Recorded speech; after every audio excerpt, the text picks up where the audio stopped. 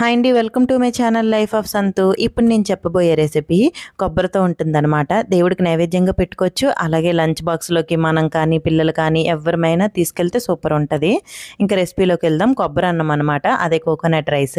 First కళాయిలో కొంచెం oil add చేసుకొని ఓ గుప్పెడు పల్లీలు అలాగే పోపు దినుసులు అనమాట, అంటే కొంచెం పచ్చిశనగపప్పు, ఆవాలు, జీలకర్ర, మినపప్పు వేసుకొని మంచిగా ఫ్రై అవ్వనివ్వాలి. ఆ తర్వాత ఉంటే క్యాషెస్ యాడ్ చేసుకోవచ్చు, జీడిపప్పులు, లేదంటే లేదు. ఆ తర్వాత 2 పచ్చిమిర్చి అలాగే కొంచెం కరివేపాకు వేసి మంచిగా ఫ్రై అయ్యాక తురుము పెట్టుకున్న కొబ్బరిని యాడ్ చేసుకోవాలి. తురుముకోవచ్చు, లేదంటే మిక్సీలో పెట్టుకున్నా పర్వాలేదు. నేనైతే మిక్సీ పట్టాను. సో ఒక కొబ్బరికాయ తీసుకున్నాను నేను 200 గ్రామ్ రైస్కి. సో ఇలా ఆ కొబ్బరి మొత్తం మంచిగా ఫ్రై అయ్యాక అందులోనే సాల్ట్ యాడ్ చేయాలి. నాది ఇక్కడ క్లిప్ మిస్ అయింది.